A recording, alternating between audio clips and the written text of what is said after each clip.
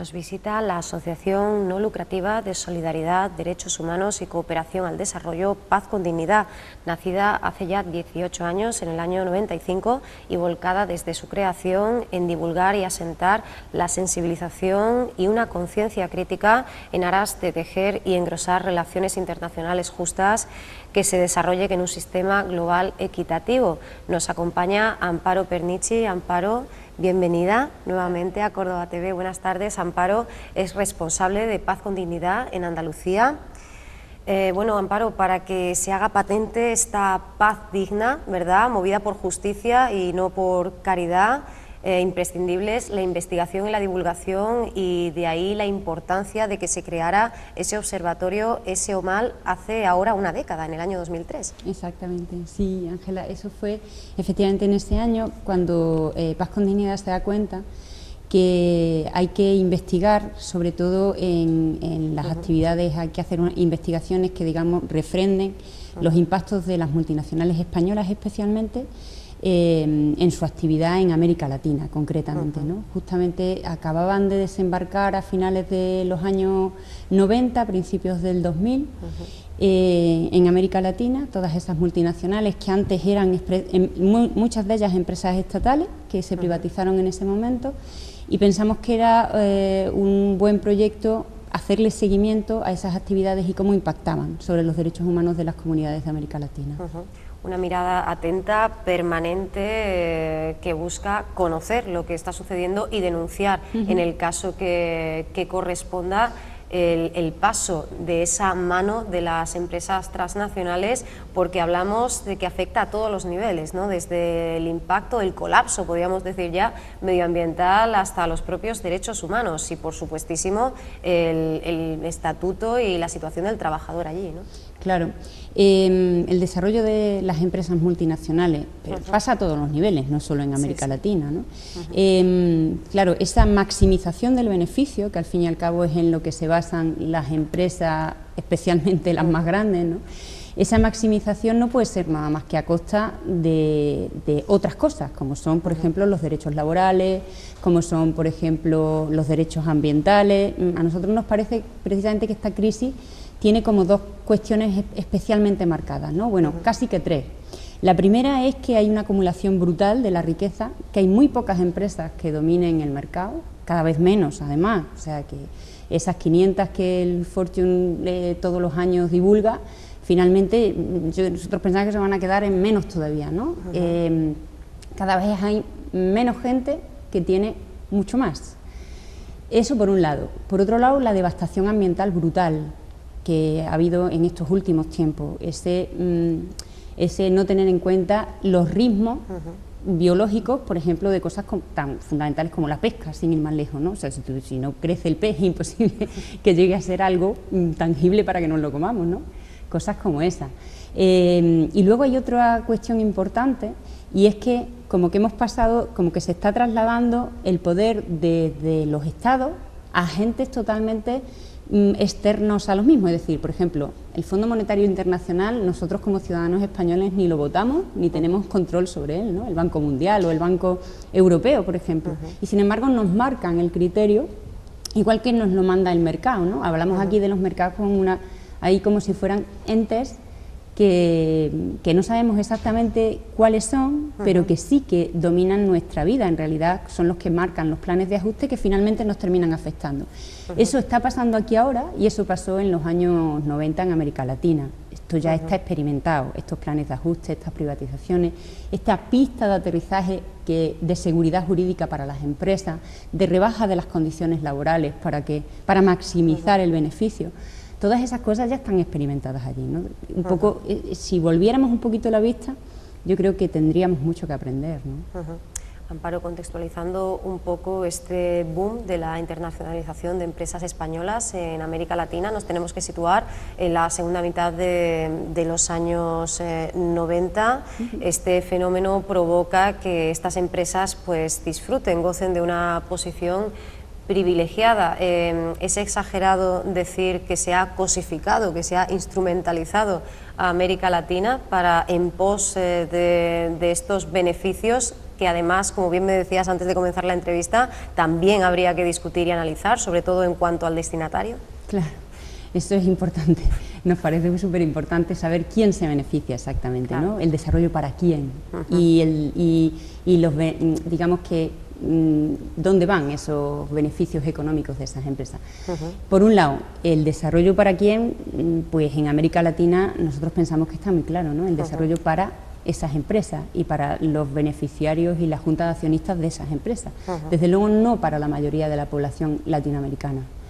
Y por otro lado, cuando nos hablan de, no sé, de que esas empresas, en este caso las empresas españolas, hay que defenderlas y que ahí tenemos a nuestro gobierno y a nuestro equipo diplomático a la defensa de, pues por ejemplo, Iberdrola acaba de expropiarse en Bolivia, YPF en Argentina, que ha sido lo más sonado, y de repente tenemos a todo nuestro equipo de gobierno a la defensa de Repsol o de Iberdrola, ¿no?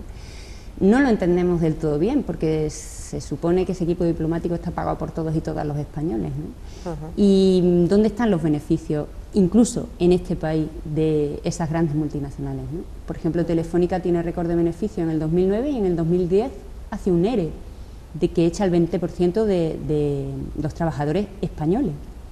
Y que es como si fueran multinacionales y que se defendieran, pero se defendieran por parte del equipo de gobierno español, que toca en cada caso, fue el de Zapatero y ahora es el de Rajoy, o sea, no es esa la cuestión.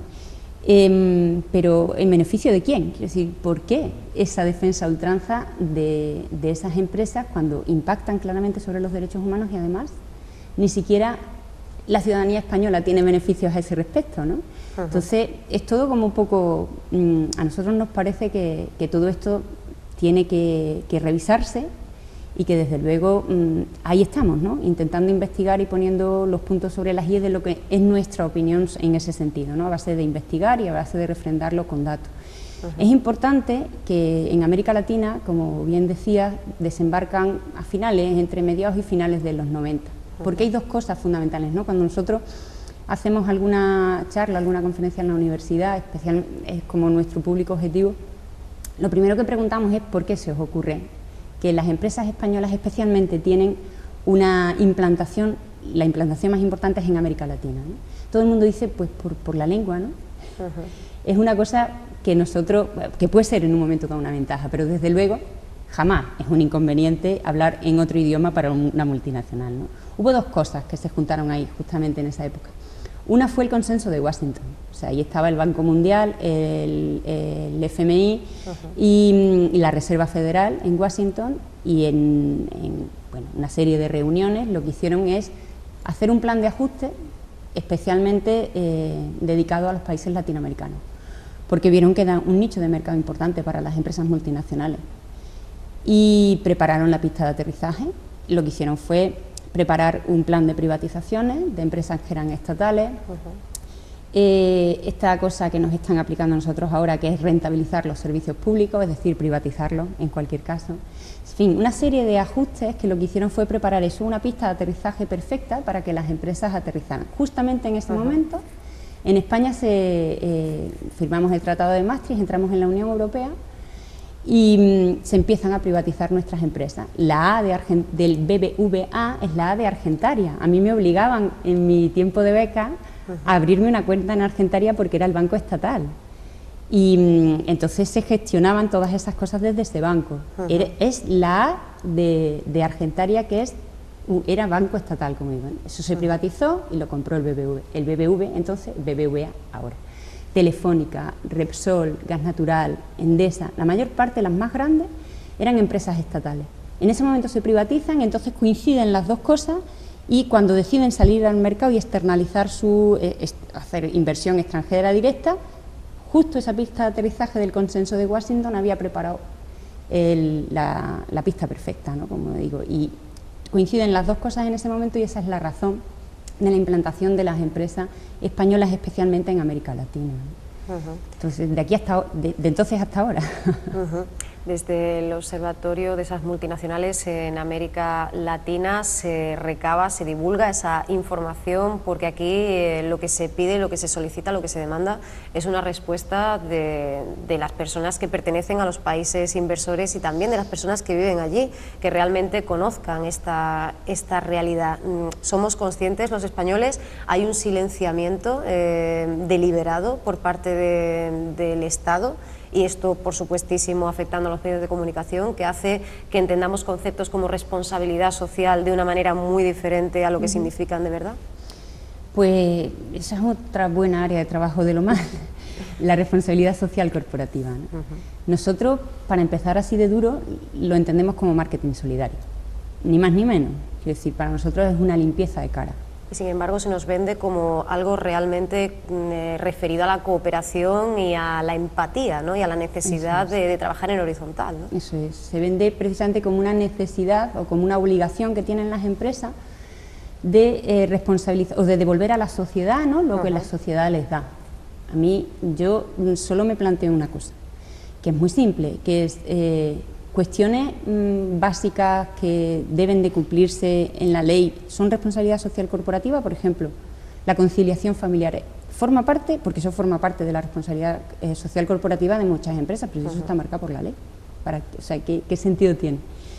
Nosotros lo único que pedimos en ese sentido es que primero se respeten los derechos humanos y después de eso podemos empezar a hablar de lo que sea, pero uno no puede montar una escuelita en Nicaragua y vender que ha montado una escuelita en Nicaragua mientras está impactando sobre comunidades indígenas, por ejemplo. Es como que la mano izquierda tiene que saber lo que está haciendo la mano derecha, ¿no?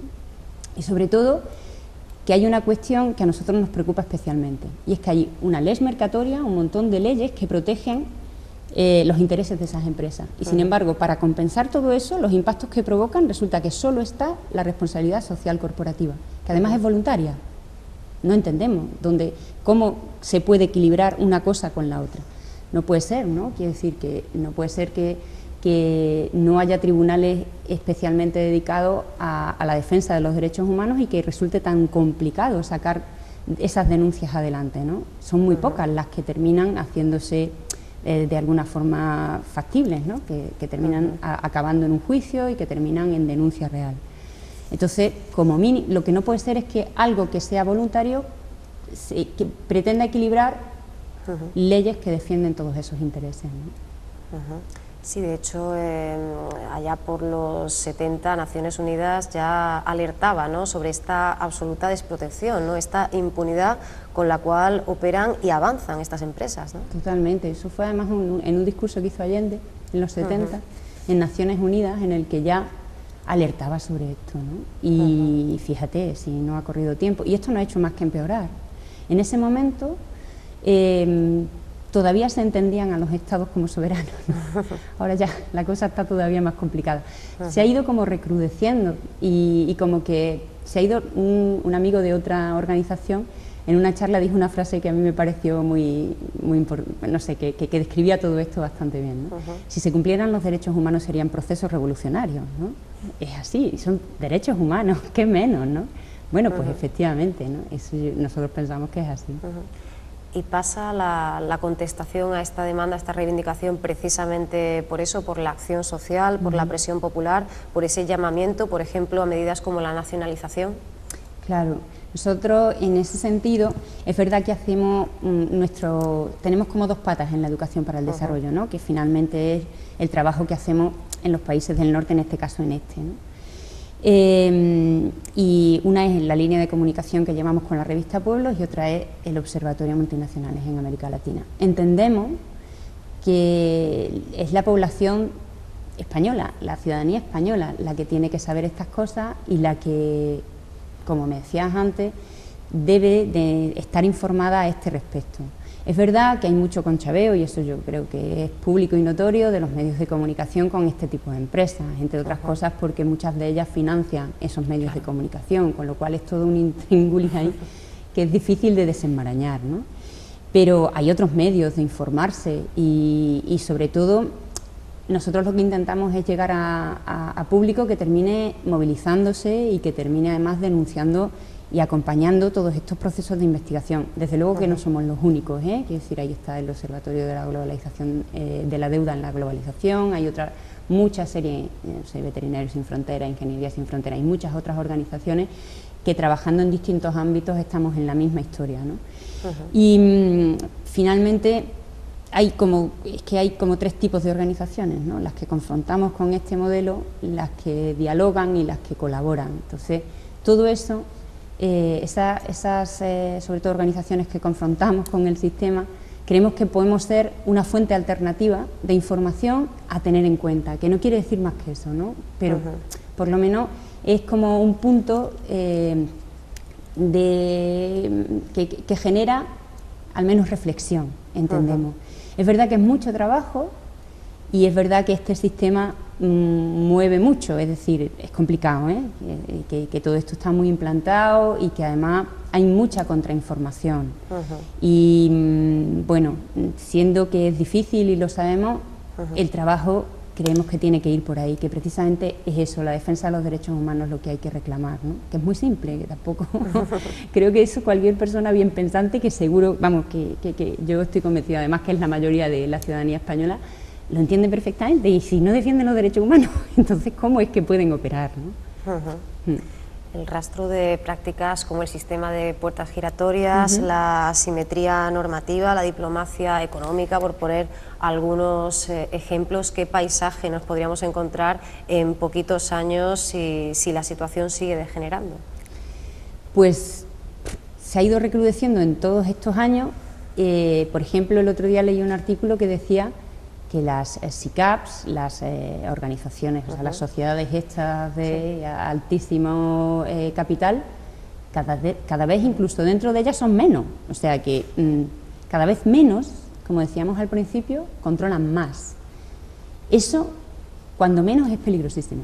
Claro. O sea, cuando menos es muy peligroso, porque estamos dejando además en el poder económico todo el resto de los poderes públicos, es decir, si ya el mercado nos marca, al final es que va a ser el mercado de 3 empresas las que muevan este cotarro. Quien dice de 3 dice de 20 o de 500, son muy pocas a nivel mundial. Y eso es lo que no puede ser. ¿Por qué? Relacionando un poco con el tema de las puertas giratorias, ¿por qué entendemos nosotros que se produce esa defensa a ultranza de las multinacionales, en este caso española, del gobierno español, por ejemplo, ¿no? Hay casos múltiples y variados de puertas giratorias en muchos partidos. Puertas giratorias finalmente es el político está dentro de la política, el político está fuera de la política y está trabajando en la empresa privada, ¿no? Y tenemos a Zaplana, por ejemplo, formando parte del Consejo de Telefónica, a rato acaba de entrar, Felipe González forma parte del Consejo de Unión Fenosa, de Endesa y Unión Fenosa, en fin, esto es como un intríngulis que van pasando de un sitio al otro y a nosotros nos parece que es como inconcebible que utilices tu formación que te ha pagado toda la ciudadanía española, tus contactos que te ha pagado toda la ciudadanía española para utilizarlos en tu propio beneficio, ¿no? Es como muy vergonzoso, ¿no? Tenemos ahí, por ejemplo, en las últimas cumbres iberoamericanas y en la última cumbre europea con Iberoamérica, hablaban de seguridad jurídica y ya vimos a Rajoy qué es lo que estaba vendiendo, ¿no? Este ya es un país susceptible de la inversión extranjera directa de países como Brasil, o sea, se está volviendo la tostada. Estamos empezando a formar parte de un grupo de países al que antes no pertenecíamos, ahora ya somos susceptibles de que empresas de otros países inviertan aquí. Y además lo dijo con claridad, ya hemos rebajado los costes laborales, ya tenemos seguridad jurídica suficiente como para que esas empresas tengan garantizada su inversión. Esto es un mercadeo, esto es muy lamentable. Mientras tanto, tanto los latinoamericanos como nosotros sufrimos ajustes que, en fin, que recaen sobre las espaldas de la mayoría, ¿no? Y que además este panorama es como muy desolador. Y aquí habría que hablar sobre cómo interfiere en esta situación actual y en el cambio que se está proponiendo, por ejemplo, desde esta vía alternativa que comentábamos, pues el regreso de la pobreza a Europa, ¿no? En efecto, es que, pues lo que decíamos también antes, ¿no? Que estos planes de ajuste no son nuevos, que no están inventando nada, que de verdad, que solo hay que mirar a los planes de ajuste latinoamericanos para entender que esto no va a funcionar? Que no puede ser que no haya ni una sola medida que cargue sobre las grandes fortunas, que no puede ser que le quiten la paga extraordinaria a los funcionarios, que yo creo que todo el mundo estaría dispuesto a, digamos, a ceder parte incluso de su capacidad económica en un momento dado, si las cosas fueran justas. Pero claro, el personal se enfada porque si te quitan la paga extraordinaria y no ves que, por ejemplo, a los altos cargos tengan pues mayores impuestos o que las grandes fortunas tengan mayores impuestos, pues es como machacar a la parte de a la mayoría de la población, que realmente no es la que tiene más, precisamente, ¿no? Entonces es como todo, o sea, yo creo que estamos todos como muy descontentos con todo esto, más que descontentos, como muy desolados, ¿no? Es decir, ¿qué va a ser lo siguiente? Hoy me contaba una amiga que venía por la carretera de Encinarejo, que antes a las 6 de la mañana estaba cuajada de coche y que ahora a esa hora ya viene muy poca gente, porque hay cada vez menos gente que trabaja. Entonces, y si hay cada vez menos gente que trabaja, ¿quién va a ser quien consuma? No sé, es como de locos todo, ¿no? No sé, me parece que es muy duro.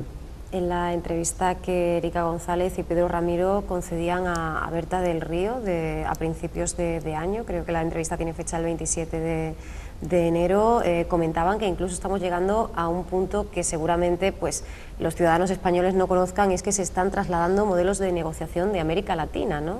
Con eso que decías, ese efecto boomerang, ¿no? Estamos de alguna manera dando la vuelta, ¿no?, a la situación, ¿no? Claro, es como nosotros, que a lo mejor como llevamos tantos años estudiando aquello, ¿no? Sí. Todas las consecuencias que tuvieron todos esos planes de ajuste desde el consenso de Washington, y cómo les hemos seguido la pista, especialmente a las multinacionales españolas, como que vemos un paralelismo muy claro, ¿no? Es que es clarísimo lo que pasó allí y lo que está pasando aquí. Es que son como exactamente los mismos parámetros, ¿no? Y desde luego eso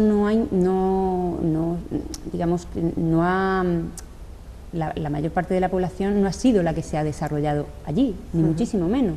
La brecha de la pobreza, aunque el índice de pobreza en general haya bajado, la brecha es cada vez más grande. Pues claro, si tú repartes la cantidad de dinero de un país entre todos los ciudadanos y unos ganan muchísimo, pues la media a lo mejor no te sale muy mal, ¿no? Pero es que la brecha es tremendamente grande. Y eso es que yo creo que todos tenemos muy claro qué está pasando ya en este país, ¿no? Es como la clase media está desapareciendo. Cada vez hay menos familias en las que trabajen las dos personas. Y cada vez hay menos familias, y cada vez hay más familias, perdón, en las que no trabaja nadie, en las que están ahora mismo pues viviendo del paro que se terminará algún día, y que además, sobre todo, yo tengo la sensación, es la primera vez en mi vida que tengo la sensación de que si nos falla el trabajo difícilmente encontramos otro. Entonces, es que eso es justamente, los latinoamericanos están muy acostumbrados a no tener seguridad en ese sentido de ningún tipo, y a cogerse su carretilla de empanadillas y cuando les falla el trabajo salir a la calle. Claro. Es que por ahí vamos. Es que aunque parezca que está lejos, no lo está tanto. Es que cada vez estamos más cerca de eso. Cambios en las condiciones de fiscalidad a multinacionales, como ya se está haciendo en Bolivia, Venezuela o Ecuador, también cooperativas de consumo, reapropiación del sector privatizado mediante la nacionalización, que lo comentábamos antes, plantear incluso auditorías de deuda ilegítima, por suerte, Amparo, alternativas hay, ¿no?, a este modelo que tenemos ahora, ¿no? Claro, Ecuador hizo una auditoría, Correa hizo una auditoría de la deuda en la que demostró que el 70% de esa deuda era ilegal y era ilegítima, ¿no? En Ecuador también se ha propuesto bueno, como ellos son ricos en petróleo, lo que propusieron en su momento fue decir, bueno, nosotros podemos ser reserva de la biosfera. Si no explotamos este petróleo, que a nosotros nos daría un beneficio de tantos miles de millones, lo que podemos hacer es que, de alguna manera, la comunidad internacional nos compense a nivel económico, y no con todo lo que nosotros ganaríamos explotando este petróleo, y defendiendo un modelo sustentable, dejamos esa reserva bajo tierra, somos reserva de la biosfera, pero entonces ustedes nos compensan, ¿no? A mí me parece bastante razonable. Es decir, evidentemente, ser un país que defienda ese modelo de desarrollo a mí me parece muy loable, ¿no? Y que además dé alternativa. Los grupos de consumo funcionan estupendamente en esta ciudad, por ejemplo, hay muchos grupos de consumo, cualquier persona se puede informar clarísimamente, hay como 3 o 4 tiendas que tienen que ver con el consumo responsable y bueno, claro que hay alternativas y desde luego hay algunas alternativas tan simples como ¿cómo es que existen paraísos fiscales a esta altura? Por favor, es que es como de locos, ¿no? Estamos pasando lo que estamos pasando y hay gente que no tributa y que gana dinero y no tributa cuando la mayor parte de los ciudadanos tenemos fiscalizada nuestra renta todos los años. ¿Cómo es esto posible, no? ¿Cómo las SICAP pueden pagar solo un 1% de su beneficio cuando otras empresas, muchas de ellas pequeñas empresas, pagan el 27%? O sea, es que, no sé, yo creo que poniendo blanco sobre negro se ven las cosas como muy claras, ¿no? Y nos parece que cualquier otra cosa es como enredar la cuestión, es que es como muy claro todo, sí. Invita por lo menos al optimismo esa condena impuesta a la multinacional anglo-holandesa Shell por contaminar el delta del Níger. ¿Puede sentar un precedente, igual que el caso de Iberdrola en Bolivia? Claro. El caso de Iberdrola en Bolivia, al de la expropiación te refieres, sí. Claro. Claro, eso sientan precedentes porque sienta jurisprudencia. No obstante, es muy complicado, ¿eh? Es decir, hay miles de denuncias, miles que se quedan en el camino. Chevron también fue una empresa que estuvo denunciada y que además han ganado la comunidad indígena ecuatoriana ese juicio, ¿no? Sí. Hay casos puntuales que todavía son pocos. Es verdad que son súper ejemplares y sobre todo que animan a lo siguiente. En cuanto a las expropiaciones, a nosotros nos parece que cuando menos son casos de recuperación de la soberanía popular, o sea, de la soberanía de los estados, que finalmente es de donde recae la soberanía de la ciudadanía, porque es lo que votamos todos, ¿no? En lo que tenemos como nuestra pequeña parcelita de poder, ¿no? Que es el voto mínimamente. Y que esos casos, como el de YPF y el de Iberdrola, sí, son casos que por lo menos devuelven esa soberanía a los estados. Luego podremos examinar si están del todo bien hechos o no, pero en cualquier caso que un Estado pueda tener la capacidad de, si esa empresa no cumple el convenio que firmó en su momento, echarla de su territorio porque no está cumpliendo con las condiciones mínimas, nos parece cuando menos alentador. Lo que pasa es que, claro, como de repente tenemos, como decíamos antes, a nuestro equipo diplomático defendiendo a nuestras empresas, ¿empresas de quién? Eran antes nuestras. Claro, Iberdrola era nuestra, Repsol era nuestra, pero ya no lo son, serán de sus accionistas. Y la mayor parte de ellos, siendo que son españoles, pero solo el 54%, por ejemplo, de Repsol, el resto son inversores que no están ni siquiera en este país. Pero es que además, yo no creo que la mayor parte de la ciudadanía sea inversora, o sea, accionista de Repsol y de Iberdrola, ¿no? No creo que estén ahí nuestros intereses más importantes, ¿no? En cualquier caso, importante rehacer ese conocimiento, ¿no? Esa información que hemos recibido. Tú has traído ese Pobreza 2.0. También tenemos ese diccionario crítico de empresas transnacionales, ¿no? Que se ha presentado hace muy poquito. Eso es. Sí, prácticamente todos los años el OMAL hace una publicación, ¿no? En el 2010 fue sobre empresas multinacionales en Bolivia, en el 2011 fue el caso de Bolivia, el 2012 se publicó el Pobreza 2.0, que habla de las alianzas público-privadas, de esta deriva de la cooperación, en la que finalmente hay como 3 vértices, ¿no? en un triángulo, que por un lado están los estados, por otro lado están las empresas y por otro las ONG, ¿no? En esas relaciones que se hacen ahí y que ahora forman parte de la cooperación internacional, por desgracia, entendemos nosotros, de eso va el Pobreza 2.0. Y el diccionario es, pues eso, una serie de conceptos. Nos han colaborado en ese diccionario muchísimas personas, sobre todo profesores de economía de las universidades y otros miembros de ONG con los que trabajamos en red habitualmente en el OMAR. Y la verdad es que estamos muy orgullosos de ese trabajo. Ha sido cada publicación, y sobre todo si tienes que hacer un libro, es muy ardua, y sobre todo para una organización que finalmente somos pocas personas y cada vez menos, ¿no? Con la cantidad de recortes que hay ahora mismo en cooperación y educación para el desarrollo, cada vez somos menos trabajando más, pero bueno, ahí vamos. Y aún así el trabajo de Paz con Dignidad y de Lo Mal concretamente es muy intenso, ¿verdad? En la universidad hemos tenido desde el inicio de año muchísimas citas, hablando además, reflexionando sobre este tema. En concreto, incluso pudimos disfrutar de ese Amanece Dignidad, voces latinoamericanas frente al poder de las transnacionales, ¿no? Conocemos los testimonios, las historias personales, esa intrahistoria, ¿no? Esas vidas, esos pasajes vitales de personas que lo están viviendo in situ, ¿no? Exacto, sí, el Amanece Dignidad justamente es la voz de 3 mujeres en 3 países distintos, con 3 casos distintos de multinacionales.